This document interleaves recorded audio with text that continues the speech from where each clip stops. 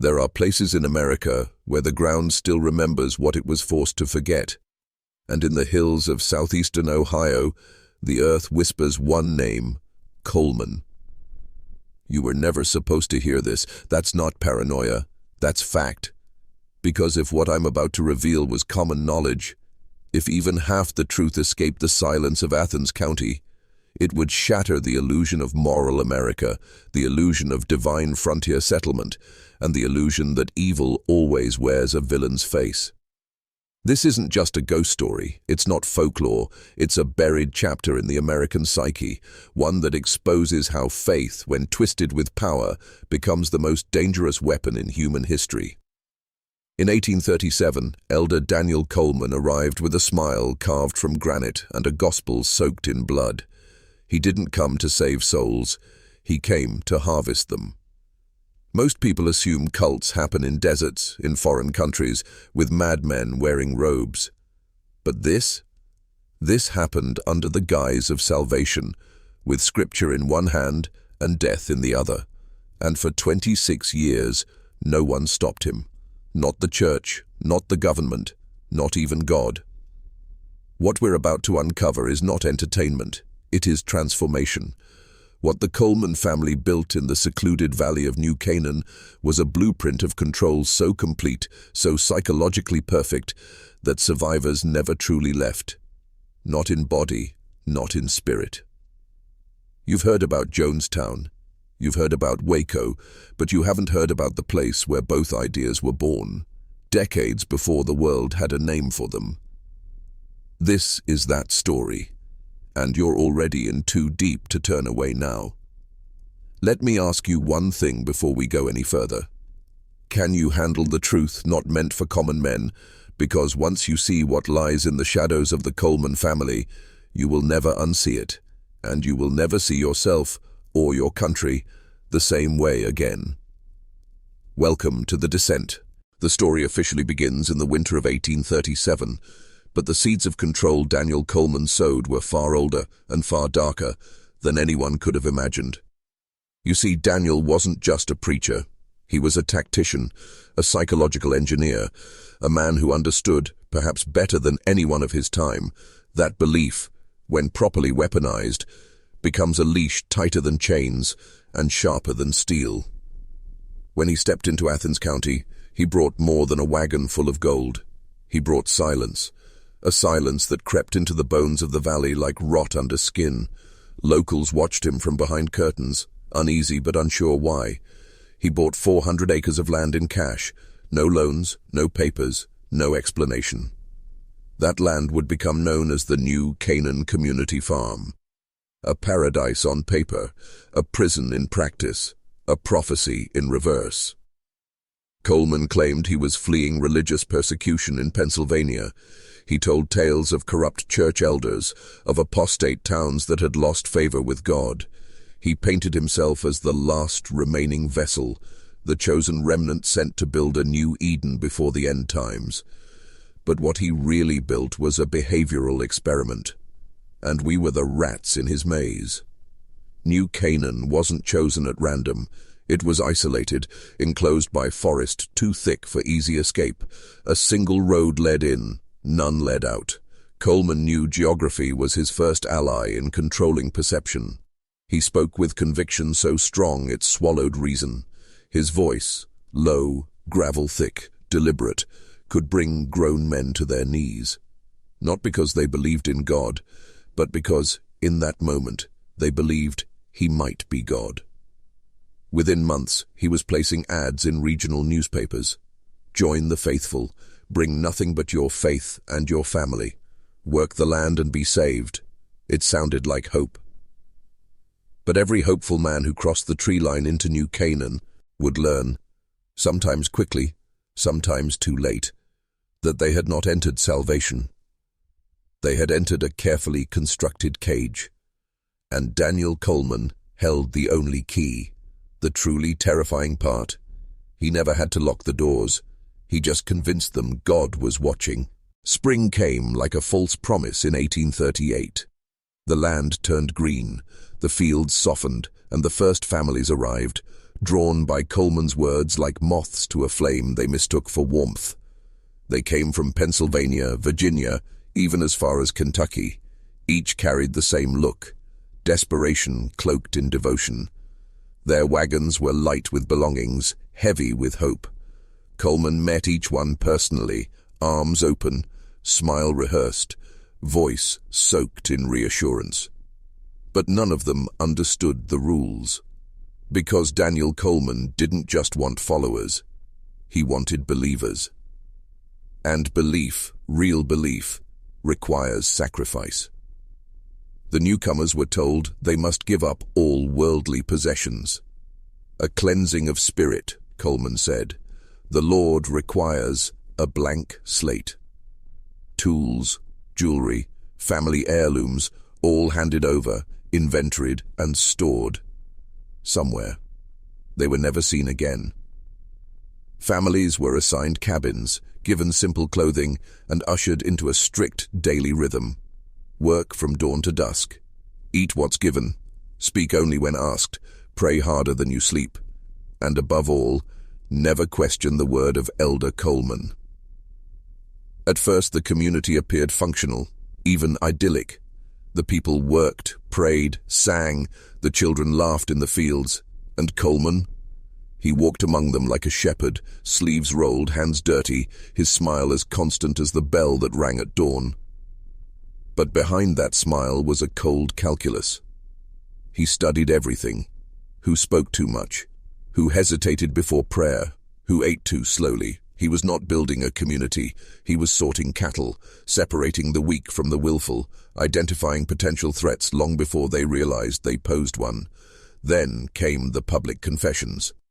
Every Friday night, the entire camp gathered in the meeting hall. Coleman would stand before them and call out a name. One of the faithful would rise, trembling, eating, and confess their sins aloud. Doubts, sloth, ungratefulness, anger. These weren't voluntary confessions. They were assignments. Those who cried hardest were spared. Those who resisted were punished. The punishment? Work detail. Fasting, isolation, whispers of something worse in the basement of the main house. Coleman understood something timeless. Fear, wrapped in faith, becomes obedience. Not immediate, but permanent. By summer's end, the people of New Canaan were no longer settlers. They were captives of a theology built to break them. But they didn't even know it yet, because the sermon was still gentle, the scripture was still warm, and the devil was still smiling. The first to die was Thomas Henderson, a father of 4, a man who believed Coleman when he said the land would nourish the soul. He collapsed in the north field in the final days of harvest, hands still gripping a splintered hoe, sweat frozen to his skin. Official cause of death? Heart failure from the joy of service. That's what Coleman wrote. But those who stood at his grave, thin, exhausted, haunted, knew better. Thomas had been working 16-hour days, given little food, no medicine. His boots had holes. His ribs were showing. His wife, Martha, whispered to her children that his death wasn't God's will. It was Coleman's. The funeral was held at sunset. A cross made of rotting wood. Coleman preached for 3 hours, not about grief, not about mourning, but about glory through suffering. Brother Thomas has been called home, Coleman boomed. He has shown us the path. Do not grieve his death. Envy it. People clapped. They wept. Because when a man is starving, truly starving, even a funeral sounds like hope. But the veil was beginning to crack. That winter was brutal. Snow came early. Firewood ran out. Requests were denied. Another woman, Mary Washington, froze in her bed while her children begged for warmth. Her cabin had no heat for days. And Joshua Coleman, 17, now overseeing supplies, had refused them firewood. Scarcity sharpens faith, he told them. The Lord provides endurance for those who obey. Mary's body was found curled around her infant daughter, already gone cold. Coleman's sermon the next day. Sister Mary has been spared the trials that await the impure. By spring, 7 more had died. Their possessions were never returned to families. No one left. Why? Because the forest was thick. The roads were watched. Letters were censored by Rebecca Coleman, 15, poised and deadly. And worst of all, Coleman had convinced them that, at beyond the trees, lay only devils, sent by Satan to tempt and destroy. They were safer inside, he said, safer with him. But a storm was building inside the hearts of those left behind. Whispers, glances, questions, and then one boy saw too much. Peter Miller, 14, curious, smart, brave, and soon to be missing. Peter Miller was 14, but his eyes were old. He had grown up on a farm in Lancaster. He knew the smell of sickness. He knew what a body looked like after a hard winter. And he knew something was terribly wrong at New Canaan. He just didn't know how wrong. Not yet. Assigned to clean the root cellar beneath the main house, Peter stumbled upon something that no one was meant to see. Behind a loose plank, behind rows of carefully labeled jars of beans and barley, he found a cache. Watches, lockets, family Bibles, wedding rings. All from the dead. Items that should have been buried. Items that should have gone back to grieving relatives, not hoarded like trophies beneath Coleman's feet. Peter stared at the pile, heart pounding. These weren't forgotten trinkets. They were proof. Proof that the Coleman family wasn't just exploiting faith, they were devouring it. He tried to tell someone. He went to Elder Coleman's office, shaking, quiet, afraid, and said only 3 words. I found something. Coleman didn't ask what. He didn't ask where. He just placed a hand on Peter's shoulder and whispered, "Then it's time we purify your spirit." That night, Peter vanished. The official story, delivered by Sarah Coleman with glassy eyes, was that he had run away, overcome by the temptations of the world, a weak vessel, unfit for the Lord's burden. But his mother, Elizabeth Miller, wasn't blind. She found blood on the steps outside his cabin, tiny smears, drops that led toward the woods behind the main house. And then, nothing. No tracks, no body, no answers, just silence. Elizabeth tried to speak out, to plead for investigation, for justice. But Coleman's voice thundered over hers. Doubt is the weapon of Satan. Trust the Lord's plan. She was publicly rebuked, shamed, isolated. Peter's name was never spoken again, but the others, they started to wonder. How many others had left? How many stories had been rewritten from pulpits and prayer circles? How many parents, like Elizabeth, were burying their screams beneath forced hymns and hollow smiles? New Canaan was no longer pretending. It had become a machine, fueled by fear, greased with blood, operated by a family who had turned salvation into slavery. And now the cracks were visible. Even if speaking them out loud meant disappearing next, by the end of 1839 the rules of New Canaan were no longer written in ink. They were carved into skin. The community now exceeded 200 souls. Families still arriving each spring, each one believing they were stepping into a sacred dream. They had no idea the dream was designed to kill them. Those who had survived that first brutal winter wore a different kind of expression. Hollow eyes, tightened mouths, movements measured, not out of piety, but out of fear. They had learned that joy was dangerous, laughter invited punishment, and asking questions was worse than sin. Because questions meant you hadn't surrendered yet, and Coleman didn't allow unfinished conversions. He was no longer just the shepherd. He had become judge and executioner. His sermons spoke not of grace but of order, of purity through labor, of purging weakness from the body so the soul could rise unchained. The punishments grew more creative: public whippings, days without food, forced isolation in the livestock pens. Even children were made to participate, forced to denounce their own parents for spiritual hesitation. It worked. When you can make a child call his mother a heretic and see pride in his eyes, you've gone beyond control. You've created doctrine. Mother Sarah ran the women like an army. Meals were rationed, sleep was earned, every smile had to be authorized. Those who showed signs of rebellion were sent to work details far from the main cabins, and often they didn't return. The official stories: missionary work, divine calling, redemption through exile. The truth: they were erased. Their names burned from the record books, their faces replaced with new arrivals, smiling, hopeful, oblivious. Joshua Coleman, now 18, had become the architect of labor. He decided who worked, who rested, who starved. Rebecca had taken over community communications, letters read, written or destroyed. Nothing left New Canaan unless she allowed it. And Ezra, the youngest, barely 14, already cruel. He patrolled the cabins at night, a boy with a whip and a smile, eager to prove himself worthy of the family legacy. The hierarchy was absolute. Coleman, Sarah, the bloodline.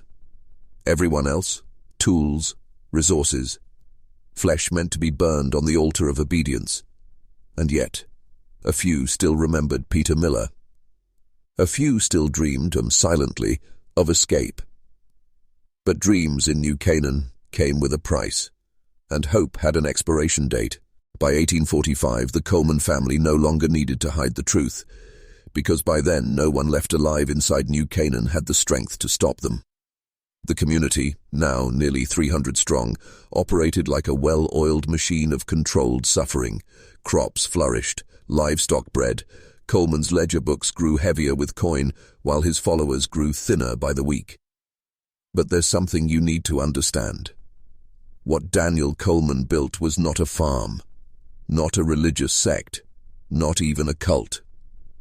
It was a prototype, a living blueprint for total domination, a system of spiritual capitalism where human bodies were converted into currency and obedience was extracted like oil from the ground. The community worked 6 days a week. The seventh wasn't rest. It was confession. Long, punishing ceremonies of humiliation in front of men, women, and children, each person forced to kneel, admit their sins, and beg not only God for forgiveness, but Daniel Coleman himself. "Speak it," he would say. "Let the poison out. Let me judge its weight." He had become, in their minds, a divine accountant, measuring souls like wheat, weighing sin like gold. And behind the veil of this religious theater, profits grew. Coleman had established trade routes with nearby towns under a false business name: Canaan Provisions, flour, milk, lumber, even handmade garments, all produced by starving, terrified hands. No one questioned why the prices were so low, or why the shipments were always delivered at night. The main house was now a fortress, expanded twice. The original brick structure served as private quarters, while new wings housed Coleman's office, a private chapel, and underground chambers rumored to be for purification. At night, strange sounds escaped those walls: muffled cries, metal against stone, low voices speaking in tongues no one recognized. People pretend, but not to hear. Pretending was safer than knowing. Children were taken from their families at age 5 and placed into covenant training. Those who excelled became junior enforcers. Those who failed were reassigned, usually to livestock work or to clean the elder quarters where secrets bled from the walls like sweat. One girl, Naomi Jacobs, age 10, tried to run. She made it 3 miles into the woods before Ezra found her. She didn't return to the cabins, but 2 nights later, her shoes were found nailed to the chapel door. A warning, a signature, a message. No one leaves Eden. Naomi Jacobs' shoes stayed nailed to the chapel door for 7 months. No one dared remove them. Even when the leather began to crack and split under rain and sun, even when the soles turned green with mold and the chapel stank of rotting fabric, because to touch them was to invite disappearance, the message was clear: question the order and you vanish. Try to escape and your name becomes a ghost, a bedtime story told in hushed voices to children already living a nightmare. That was how the Coleman doctrine evolved, from sermons to symbolism, from scripture to spectacle. People stopped speaking at meals. They stopped making eye contact. No one laughed. No one cried in public. Emotion itself became suspicious. Grief was a luxury. Hope was a liability. And fear? Fear was a sacrament. Coleman began referring to himself not as elder, but as the vessel. He told them that he no longer spoke to God. He spoke as God. No one challenged him. Not because they believed it, but because, by then, belief wasn't the currency anymore. Survival was. By 1847, outsiders occasionally wandered into New Canaan. Peddlers, distant relatives, tax collectors. They were always greeted with warmth, given honeyed bread, cider, kind smiles. But they were never shown the real community. Only the cleanest cabins, the healthiest residents, a well-rehearsed chorus of joy and gratitude. Coleman himself played the perfect host, charming, articulate, devout. And when the visitors left satisfied, he would gather the community that night and preach for 6 hours about the evils of the outside world. How easily they smile, he'd say, eyes burning. How easily they kill with their ignorance. He convinced his followers that the world had already ended, that New Canaan was the last place of salvation. To leave was to die. To question was to fall. To doubt was to be unmade. Children were taught that outsiders were demons in disguise, that letters carried spells, that music not sung by Coleman's permission carried hidden curses. And still, new families kept arriving, trickling in like lambs toward slaughter, each one stripped, cleansed, renamed, each one given a cabin, a task, and a warning. From now on, you belong to the Lord, and the Lord belongs to the vessel. By 1851, the facade of peace was cracking, but not from within, from the outside. That winter brought more than snow. It brought a sickness, influenza, carried on frozen winds, and starvation weakened lungs.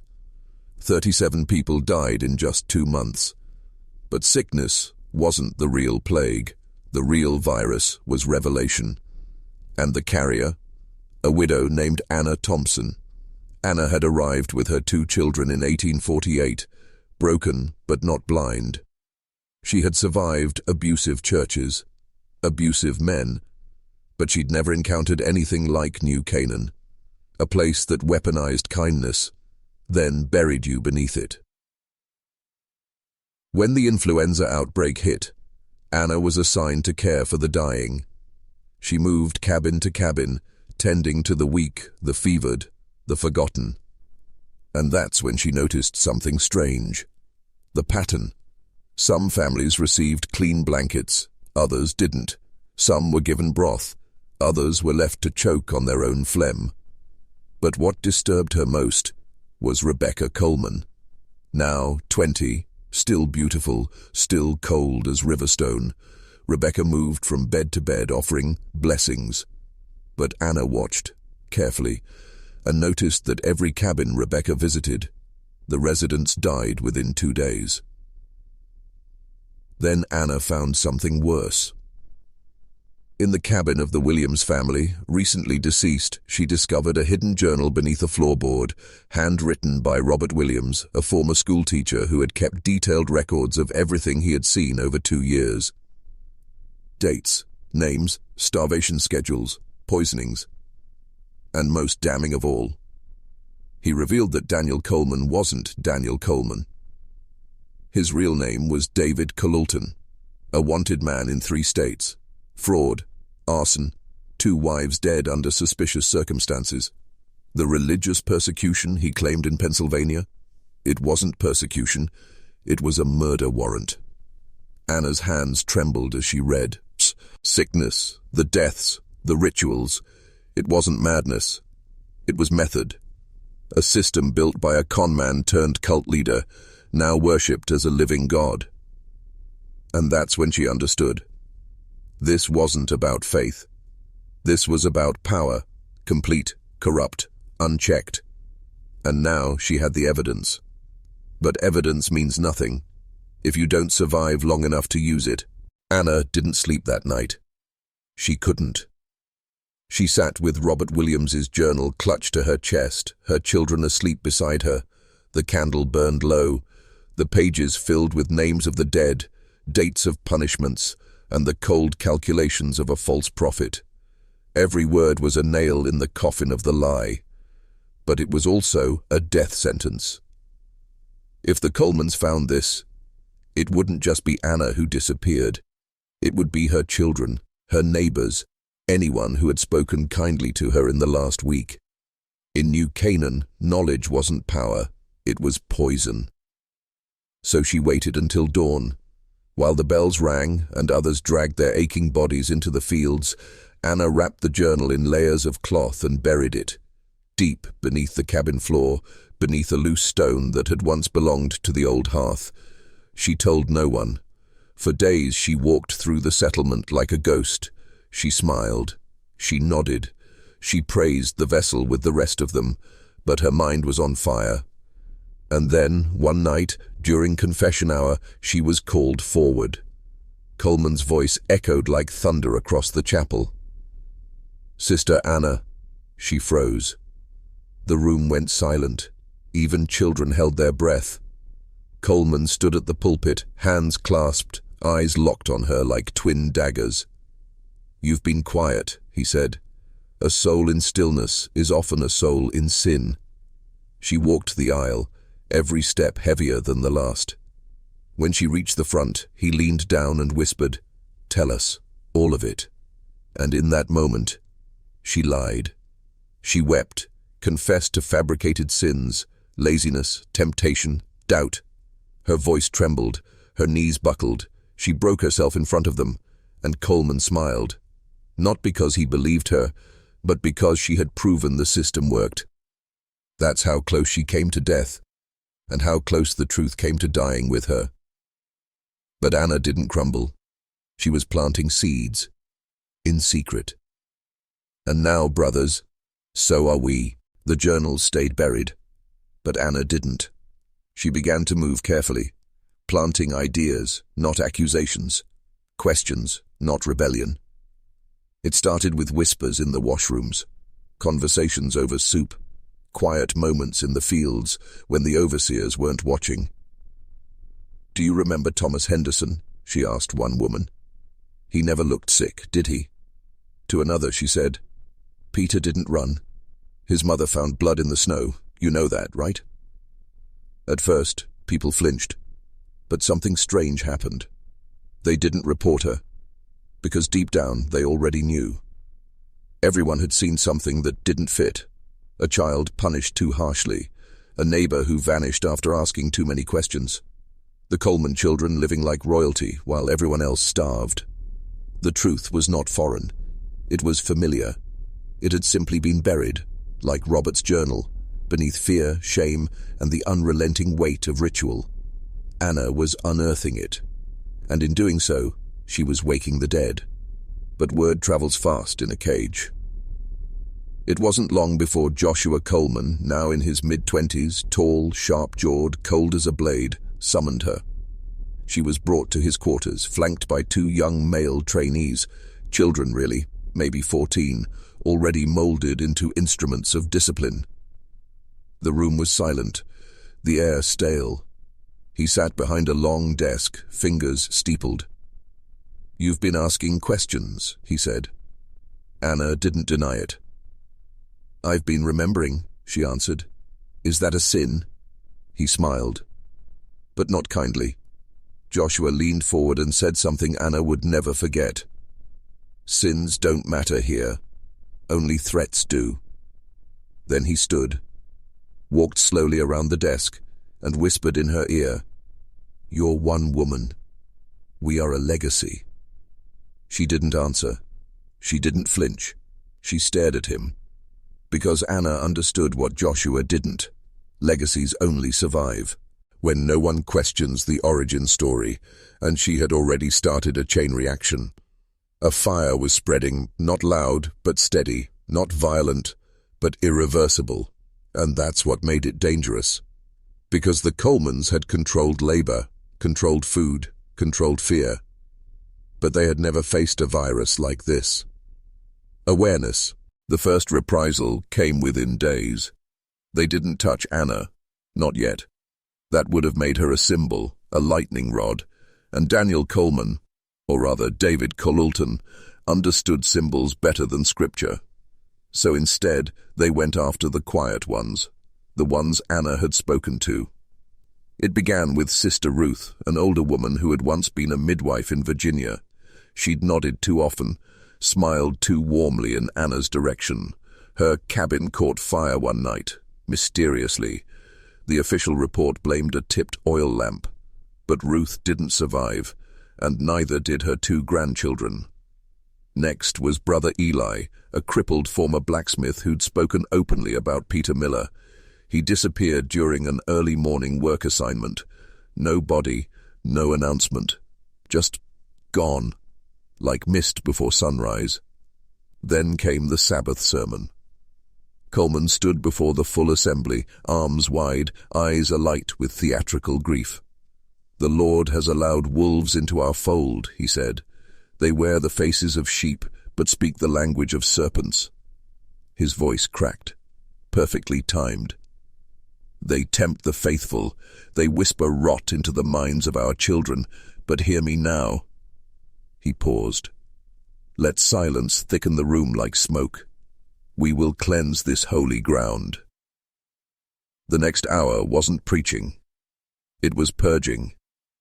People were dragged forward, accused, screamed at, forced to kneel and confess to sins they had never considered.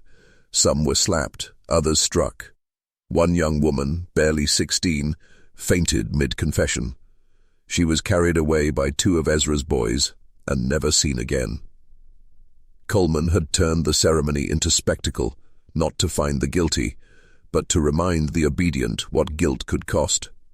Anna watched from the rear of the chapel, clutching her children's hands. Her heart pounded, but her eyes stayed dry, because fear couldn't be allowed to win. Not anymore. Later that night, someone slipped her a scrap of paper left beneath her cabin door. 5 words, written in charcoal. "We see. We remember. Ready." The fire had caught, and Daniel Coleman was running out of time. Outside the forest, the world kept turning. Trains crossed states, telegraph wires hummed with new messages, towns grew, schools opened, churches multiplied. America was moving forward. But in that shadowed valley, time stood still. New Canaan had become a kingdom lost in fog, its people trapped in a cycle so complete they'd forgotten there was a world beyond the trees. And that was the point. But cracks always find a way in. It started in 1852 with a letter. It was supposed to be destroyed, like all the others. Rebecca Coleman, high priestess of censorship, had intercepted thousands of outgoing messages over the years. But this one slipped through, written by Anna's eldest daughter in a moment of impossible bravery, hidden inside a shipment of wool sent to a trader in Gallipolis. It read, "We are not safe. This is not what they promised. People are dying. We are watched. My mother knows the truth. Please, please send someone who is not afraid." The trader, a Methodist lay preacher named Samuel Brandt, read the note 6 days later, and unlike most, he listened to his conscience. He brought it to a local sheriff, who laughed. Then to the circuit judge, who told him New Canaan was just a hard-working Christian commune, then to a newspaper editor in Marietta. That's where everything changed. Because the editor, Marcus Gray, had heard whispers before, from a drifter, from a family member who'd vanished, from a merchant who claimed the Colemans paid in gold, stamped with the face of a long-dead Pennsylvania banker. And when he read the letter, he didn't laugh. He printed it. The next day, a single-column article appeared in the Marietta Gazette titled, "Voices from the Valley. Is there a cult in Athens County?" Most readers ignored it, but not all. One man, a former Pinkerton turned federal agent, clipped the piece and made a note in a red leather ledger. A name, Coleman, David. A location, southeastern Ohio. And a single word in all caps, investigate. Inside New Canaan, the people felt nothing, but something had shifted. The silence outside was no longer guaranteed. And when a secret this dark stirs in the shadows, the institutions that buried it the first time will come crawling back. Not to rescue, but to cover. You were taught to believe the system protects you, that laws are made to guard the innocent, that the church is sacred, that justice comes for the wicked. But in the story of New Canaan, none of those things were true. Because when Marcus Gray's article reached federal ears, it didn't spark outrage, it sparked fear, the wrong kind. Not fear for the victims, fear of exposure. Why? Because Daniel Coleman, David Coleman, wasn't operating in isolation. He had donors. He had allies. He had protection. Land deeds showed transactions with high-ranking officials from Columbus. The gold coins he paid laborers with, traced back to a fund set up by a dissolved temperance society, run by men who'd quietly vanished into political office.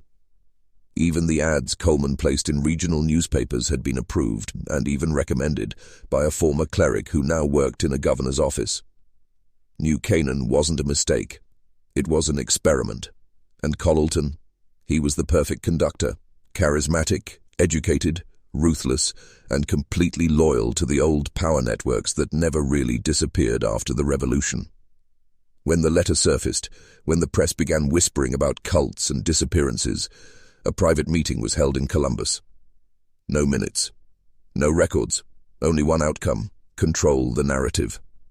A plan was drafted, not to investigate New Canaan, but to sanitize it. Within 2 weeks, federal records relating to Coleman's past were redacted. His arrest warrants were lost in a fire.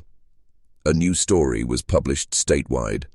Community misunderstood. Pioneer faith group faces unfounded accusations. The message was simple: nothing to see here. Move along. Inside the valley, the Colemans celebrated. They knew the storm had passed. For now. But Anna didn't stop.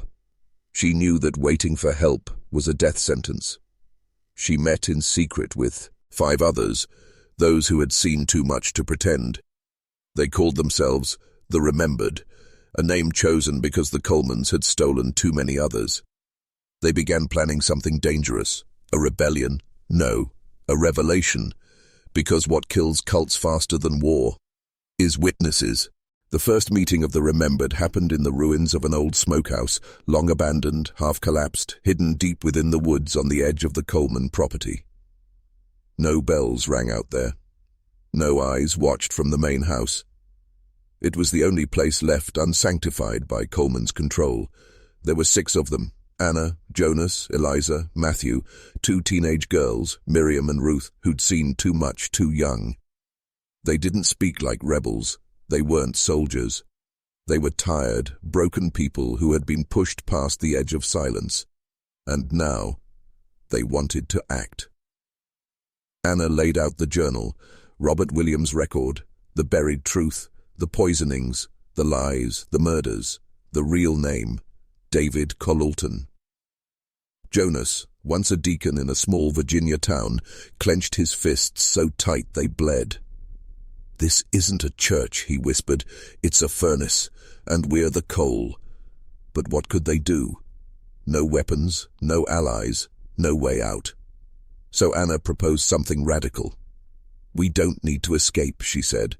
"We need to make sure the world sees what this place really is, before they bury it again." The plan was simple: not to destroy the community, but to expose it from the inside. One of them, Matthew, still worked in the grain mill, which secretly supplied goods to towns across southern Ohio under the false name Canaan Provisions. Every shipment included notes, receipts, ledgers. They would forge one, slip a duplicate of Robert's journal pages into a crate of flour bound for Gallipolis. It was a long shot, but it was all they had. Matthew agreed. The risk was immense. If he was caught, he'd be taken to the basement. No one returned from the basement. That night, under moonless skies, they made copies, ink on stolen parchment, hidden under sacks of milled rye. They said no goodbyes, because they all knew the cost. 3 days later, the cray, it was shipped. But Matthew never came back from the mill. His cabin was cleaned out by the next morning. His name never spoken again.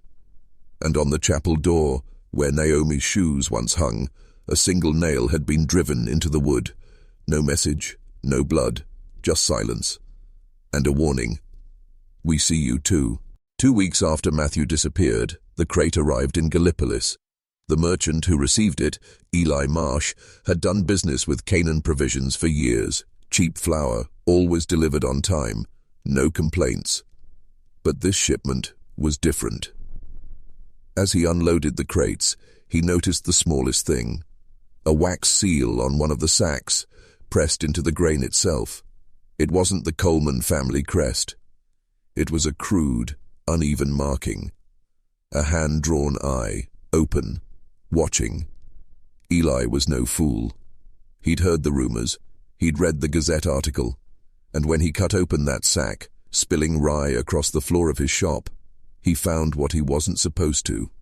Folded parchment. Ink smeared but legible. Journal pages, dated, signed, written in a hand filled with urgency and dread. Names, numbers, symbols, and worst of all, confessions. First-person testimony of how Daniel Coleman, David Cololton, had created a theology of labor and fear and used it to murder his way into godhood. Marsh didn't hesitate. He rode through the night to Marietta.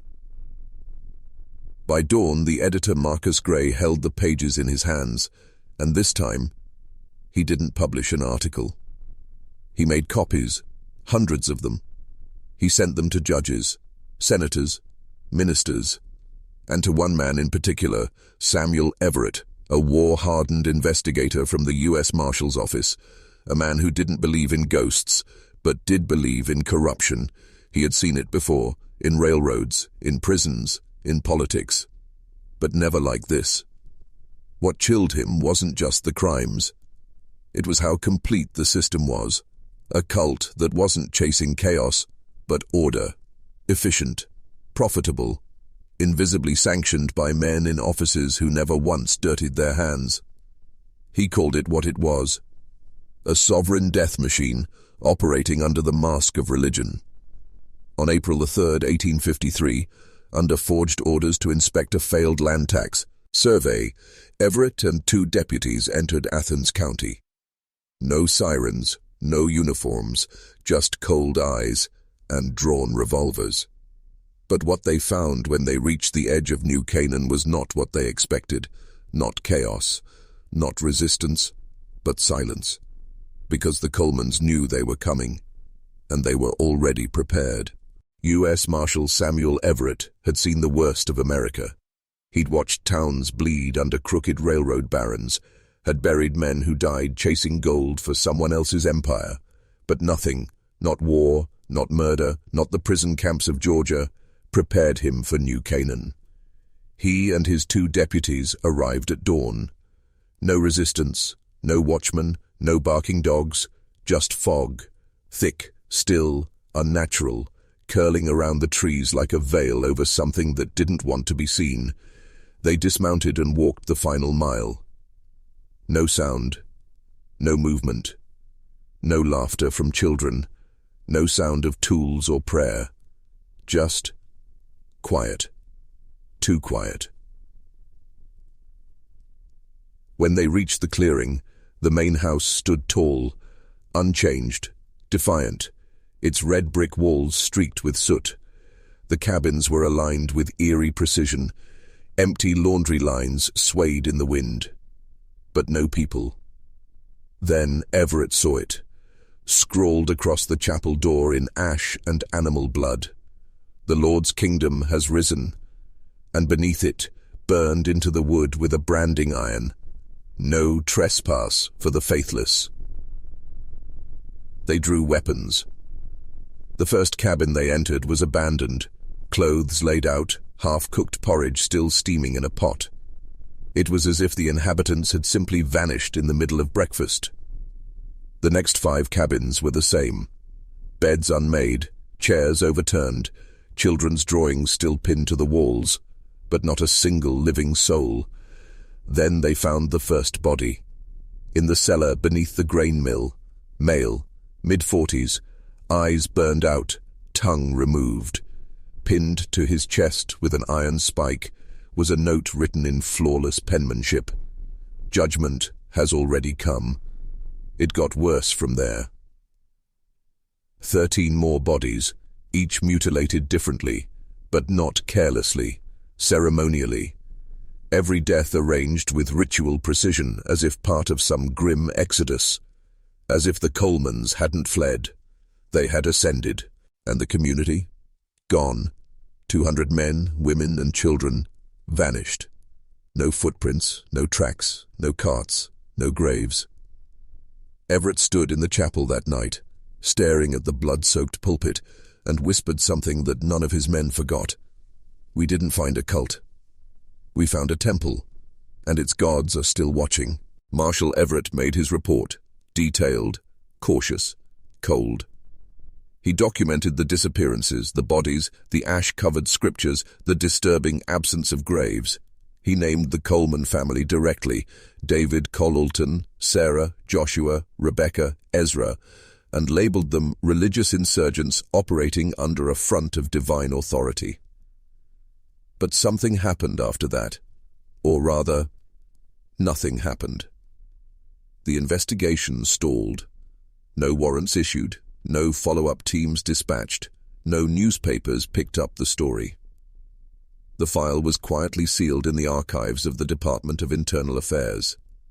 Stamped, classified, irregular sect behavior, for internal review only, buried. Just like the truth. Because New Canaan wasn't just a scandal, it was a template. What Coleman had built, a closed society ruled by doctrine, obedience, surveillance, and fear, was effective. It didn't collapse. It disappeared. Which means one of 2 things happened. Either the Colemans were destroyed by their own fire, or they became something far worse, institutional. Now consider this. After 1853, reports of similar settlements began to surface, but always quietly, always resolved without exposure. A labor camp in Iowa called the Vineyard, led by a man who claimed visions from a voice he called the Architect. A mountainside retreat in West Virginia where children were raised by the Mother of Silence, and no one over 30 was ever seen. A failed utopia in eastern Kentucky, where every resident vanished after government agents arrived, their buildings burned, their names erased. Different names, same structure, same roots, same silence. And always, the presence of private financiers, men who claimed philanthropic interest in religious experiments. But look closely. The paper trails disappear. The funding dries up. The witnesses go missing. The properties are either seized or absorbed. Now ask yourself, where did the Coleman gold go? How did a wanted man vanish without record? And why do documents related to New Canaan remain sealed under national security protocols to this day? Because Coleman wasn't just a madman. He was a field test, and the test was a success. After New Canaan vanished, the Coleman name dissolved into the soil. But the doctrine, the blueprint, survived. Not in churches, not in cults, in systems. Because what Daniel Coleman, David Colleton, proved beyond any doubt was this. You don't need chains to imprison a man, you only need belief. Belief that his suffering is holy. Belief that obedience makes him good. Belief that someone else knows the truth, and he should never question it. And so, the experiment continued. Quietly. elegantly. Look at the language used in early 20th century company towns. Harmony through labor. Sacrifice today for eternity tomorrow. Purity through productivity. Now look at the slogans printed on modern megachurch walls.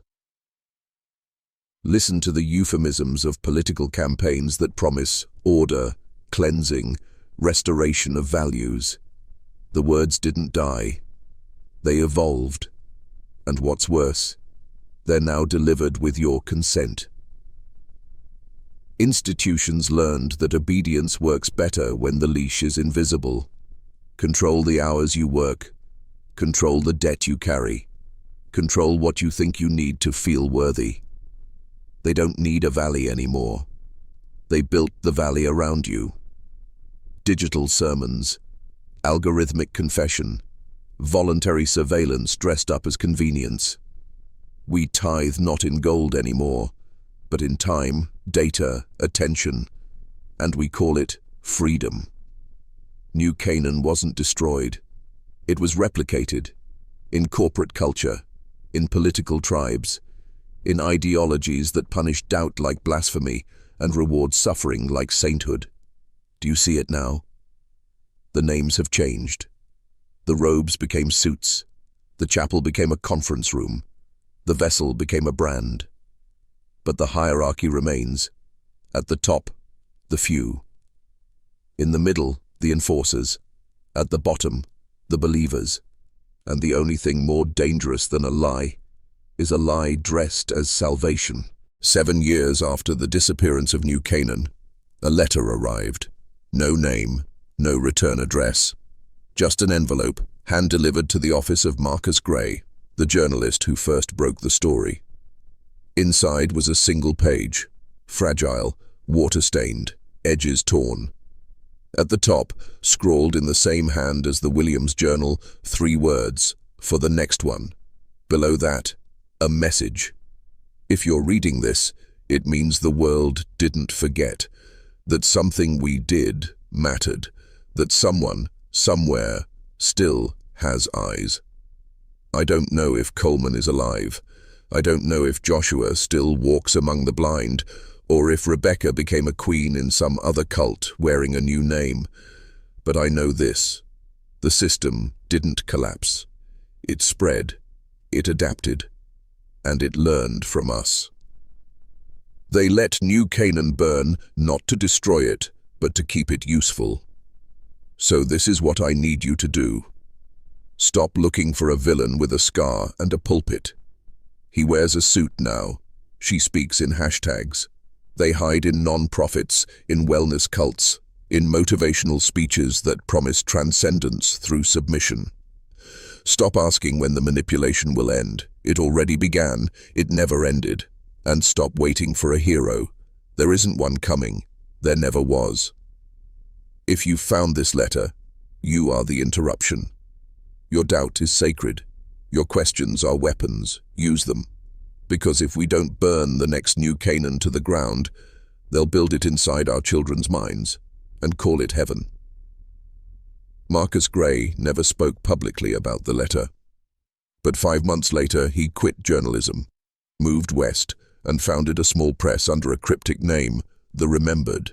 Its mission, publishing suppressed testimonies, leaks, anonymous whistleblowers, anyone brave enough to risk exile for the sake of awakening. Anna had understood something crucial, that even if you can't kill a lie, you can infect it with doubt. And when enough people stop praying to the machine, it starves. The question haunted investigators for decades. Where did the Coleman family go?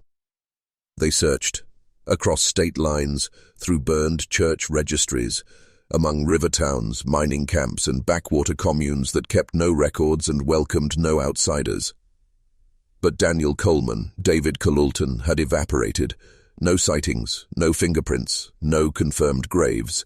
It was as if the forest had swallowed them whole. But whispers don't die. And if you trace those whispers long enough, they start to form patterns. And patterns don't lie. In 1861, a man calling himself Pastor Elijah Thorne appeared in Illinois, preaching a doctrine eerily similar to Coleman's: labor as devotion, obedience as purification, and a strict hierarchy governed by a divinely appointed lineage. He was accompanied by a woman named Sister Ruth. Sharp eyes, calm smile, 26 years old. No record before that year, no family. Locals described her as beautiful and cold. She kept the books. She ran the punishments. She silenced dissent. Within 3 years, 5 children disappeared. 2 of them belonged to families that had questioned the rules. The commune dissolved overnight after a fire gutted the meeting hall. The bodies were never recovered. Then came the Daughters of Deliverance in 1874, a secretive matriarchal sect in Kansas that only accepted children under the age of 7. They claimed to raise generations of purity. Their teachings matched Coleman's structure almost verbatim. Who funded them? A shadowy trust out of Pennsylvania, linked to a man named E.R. Colton.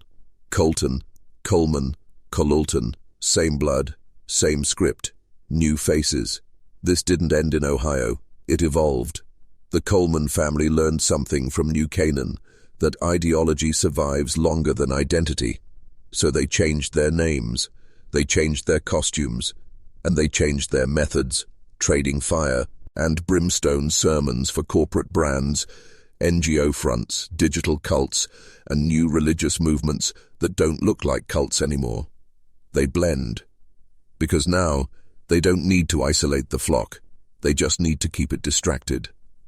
And ask yourself, have you ever felt that strange pull toward obedience, to self-erasure, to groupthink dressed as faith, politics, or purpose?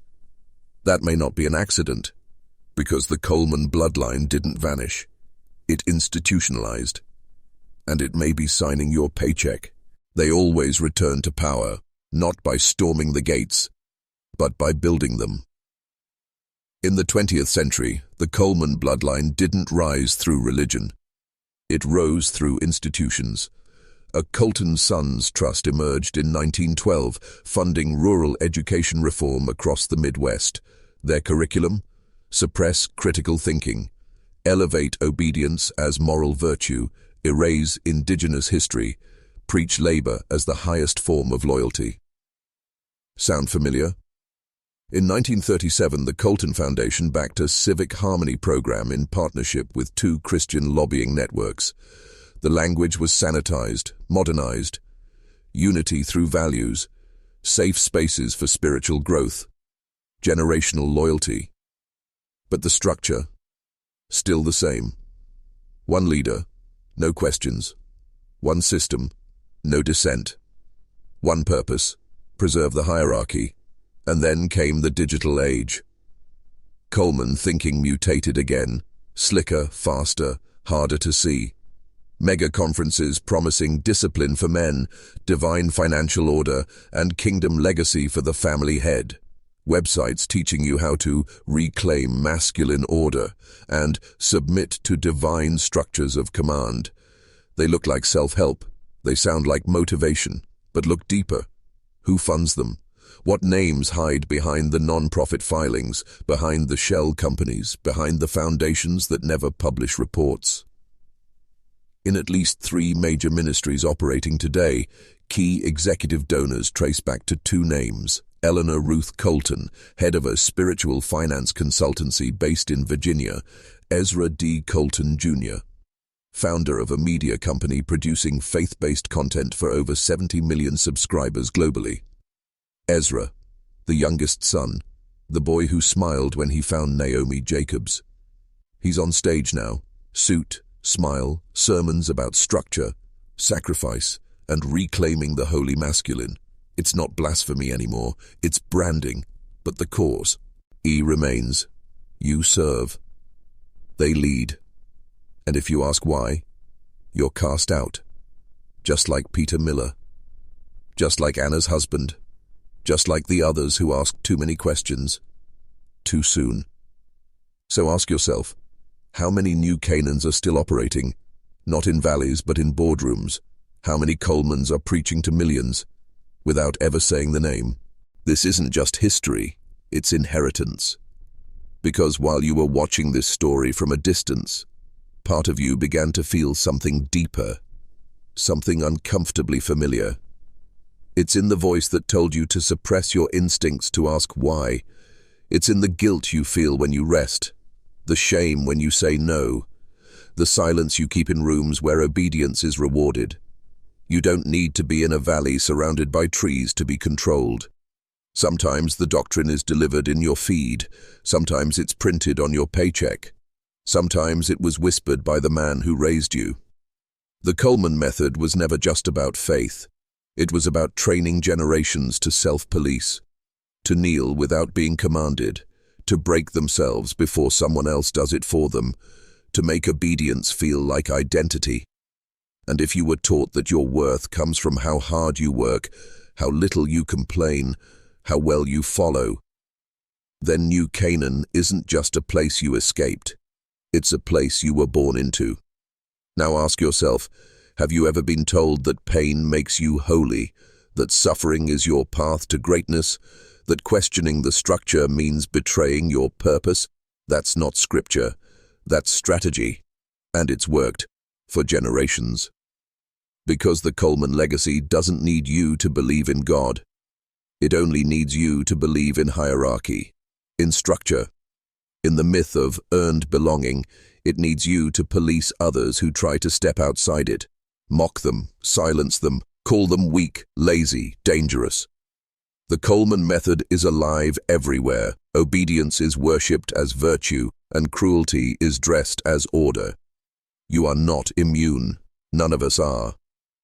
But awareness is a weapon, and refusal is a rebellion. This is your moment to choose. Will you carry the legacy forward, or break it? Will you become the next vessel, or the voice that ends the ritual? What happened to New Canaan was not an anomaly. It was a mirror, a test to see how far a man can be pushed, how deeply a system can rewrite his soul before he stops asking questions and starts calling his own cage sacred. And the test worked, not just in that valley, but in us. Because whether you were born under pews or neon lights, the message has stayed the same. Obey, submit, suffer quietly, and be called faithful. But now you know the truth. You know that Daniel Coleman didn't invent anything new. He just refined what empires have always done. Take devotion, strip it of love, replace it with fear, control, ritual, hierarchy. Turn the human spirit into a machine that powers someone else's throne. What made New Canaan so dangerous wasn't its brutality. It was its brilliance. It made people want their own submission. And if you think that ended in 1853, you haven't been paying attention. You see it in corporations that demand loyalty over life, in ideologies that require purity over truth, in churches that silence the broken to protect the powerful. Everywhere you see ritual without reason, suffering without transcendence, obedience without soul, you are staring into the eyes of the Coleman legacy. But here's the secret they never wanted you to know. The system only works as long as you believe it's sacred. Once you see it for what it is, it begins to collapse. That's why stories like this are buried. Not because they're unbelievable, but because they're too believable, too close, too true. You've heard it now, and you can't unhear it. So let me leave you with this final invocation. Let the altar rot, let the vessel fall, let the names be known, and let the bloodline end with us. This isn't just a story anymore. This is your awakening. Welcome to the Brotherhood of the Remembered. Now go and burn the next New Canaan before it builds a door inside your mind.